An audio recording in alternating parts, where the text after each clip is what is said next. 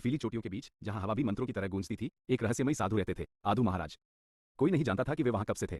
कुछ लोग कहते थे कि वे 100 साल से भी अधिक समय से उसी गुफा में ध्यान कर रहे हैं। हर सुबह जब सूरज की पहली किरण बर्फ पर चमकती, आदू महाराज गुफा के बाहर आसन लगाकर शांत भाव से बैठ जाते। उनकी लंबी सफेद दाढ़ी हवा में लहराती और आंखें बंद रहते हुए भी ऐसा लगता जैसे वे सब कुछ देख रहे हों। पास के गांव के लोग उनका बहुत सम्मान करते थे, लेकिन वे बिना कारण उनके पास नहीं जाते थे। कहा जाता था कि आदू महाराज तभी प्रकट होते हैं जब किसी को सच में उनकी जरूरत होती है। एक दिन गांव का एक छोटा लड़का अर्जुन लकड़ी इकट्ठा करते करते पहाड़ों में रास्ता भटक गया। अचानक मौसम बदल गया और तेज बर्फीला तूफान चलने लगा। अर्जुन डर गया। चारों तरफ सिर्फ सफेदी और तेज हवा थी।